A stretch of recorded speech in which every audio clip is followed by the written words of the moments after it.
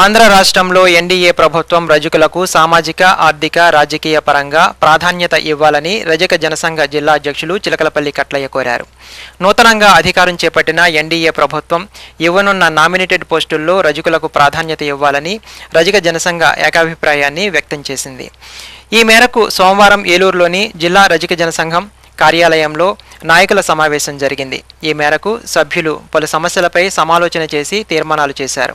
ఈ సందర్భంగా కట్లయ్య మాట్లాడుతూ నామినేటెడ్ పోస్టులు AMC chairman, federation chairman, directors, గ్రంథాలయ చైర్మన్ మొదలగు వారిలో రజకులకు ప్రాధాన్యం కల్పించాలని కోరారు. ముఖ్యంగా మెట్ట ప్రాంతాలలో ఎంతో కాలంగా పార్టీలకు సేవ చేస్తున్న వ్యక్తులకు ఎన్డీఏ ప్రభుత్వం పూర్తిగా సహకరించి న్యాయం చేస్తుందని ఆశాభావం వ్యక్తం చేశారు.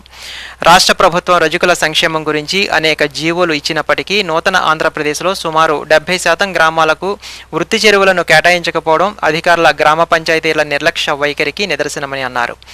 గ్రామాలలో గతంలో మంజూరు చేసిన నిధులను, గ్రాంట్స్లను విడుదల చేసి రజకుల దోబీగార్డ్స్, విశ్రాంతి భవనాల నిర్మాణాలు చేపట్టాలని, రజక వృత్తిదారులను ప్రభుత్వం ఆదుకోవాలని ఉమ్మడి పశ్చిమ గోదావరి జిల్లా గౌరవ అధ్యక్షులు పగడాల సాంబశివరావు కోరారు. ఈ కార్యక్రమంలో విఠాల శ్రీనివాస్, కొమ్మంటి మురళి, పి దుర్గారావు, ఏ సుబ్రహ్మణ్యం, దేవరపల్లి సుబ్బయ్య, పలువురు రజక సీనియర్ నేతలు పాల్గొన్నారు. మా రజకుల తరఫున వాడడం జరుగుతుంది. రజకుల మీకు అనేకమైనటువంటి సమస్యల్ని ప్రతి ప్రభుత్వం కూడా ఈ సమస్యలు విన్నవిస్తున్నాం మేము. అయినప్పటికీ ఈ సమస్యలుగానే ఉండిపోతున్నాయి. రజకులకు కేటాయించినటువంటి సెలవుల్ని పెత్తందారులు మరి లాక్కోవాలని చూడటం, లేకపోతే ఆ సెలవుల మీద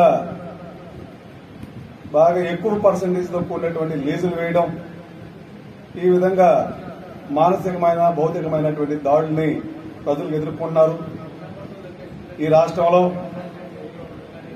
అలాగే మన ప్రియతమ ముఖ్యమంత్రి గారు ఎలక్షన్స్ లో అనేకమైనటువంటి వాగ్దానాలు చేశారు.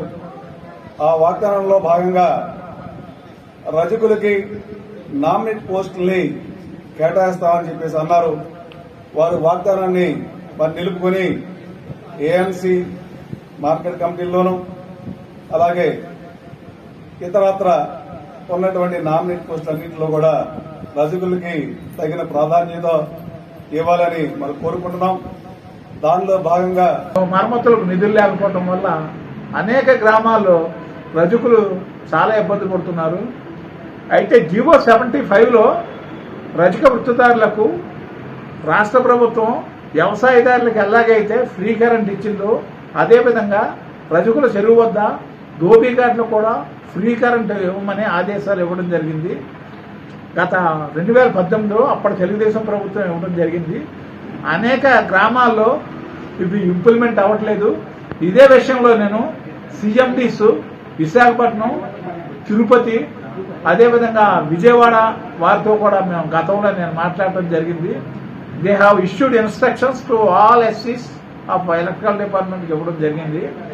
అదేవిధంగా గ్రామాల్లో రజకులను అవహేళన చేస్తూ ఒలే సాకలి అని పిలవడం వల్ల మానసికంగా రజక వృత్తిదారులు, మహిళలు చాలా ఇబ్బంది పడుతున్నారు. ఈ విషయంలో జీవో 75లో ఇచ్చింది ఆల్ కలెక్టర్స్ గా ఇవ్వడం జరిగింది. అప్పుడు Udayalakshmi principal secretary to BC welfare ఉండగా ఇవ్వడం జరిగింది. అలా కాకుండా ప్రస్తుత ప్రభుత్వం అదే ఆర్డర్ని రివైజ్ చేసి డైరెక్టర్ జనరల్ ఆఫ్ పోలీస్ ద్వారా ఆల్ సూపరింటెండింగ్ ఇంజనీర్కి ఇచ్చినట్లయితే కొంతవరకు మాకు సహకారం జరుగుతుందని మేము అనుకుంటున్నాము. ప్రభుత్వం ఇచ్చిన జీవోలు అనేక గ్రామ పంచాయతీలు చెరువులను కేటాయించగా ఇబ్బందులు పెడుతున్నారు. కొంతమంది గ్రామ పంచాయతీలు తీర్మానం కూడా చేయట్లేదు. తీర్మానం చేయకుండా చెరువు ఇవ్వకూడదు. అయితే అన్ని గ్రామాలకి, ఏ గ్రామాలకైతే రజక వృత్తిదారులకు చెరువులకు తీర్మానం చేయట్లేదు వాళ్ళకి తీర్మానం చేయాలని కోరుకుంటున్నాము. అదేవిధంగా కొన్ని గ్రామ పంచాయతీలకి లీజ్ విధానంలో 499 జీవో 1999లో ఇచ్చారు. ఆ జీవో ప్రకారంగా డివిజనల్ పంచాయతీ అధికారి చైర్మన్ అయితే కొన్ని గ్రామాలకి లీజ్ ఎక్కువ వేయడం జరిగింది. ఇటీవల నేను అల్లూరు సీతారామరాజు గారి ఊరు మోగల్ అనే గ్రామం వెళ్ళడం జరిగింది. ఒక 21,000 నుంచి 1,75,000 వేయడం జరిగింది. అదేవిధంగా కొన్ని గ్రామాలు వేశారు. ఇటు తాడేపల్లిగూడ మండలంలో మాధవరం అనే గ్రామంలో కూడా లీజ్ ఎక్కువ వేయటం, అదేవిధంగా అప్పారావుపేట అనే గ్రామంలో కూడా లీజ్ ఎక్కువ వేయటం. ఈ విషయాన్ని district panchayat officer Bhimavaram Shri Victor గారితో కూడా మనం రీసెంట్గా డిస్కస్ చేశాను. ఏ గ్రామాలకైతే రూల్స్కి ఎగ్నెస్ట్ చేశారో అటువంటిది రివైజ్ చేయమని చెప్పారు.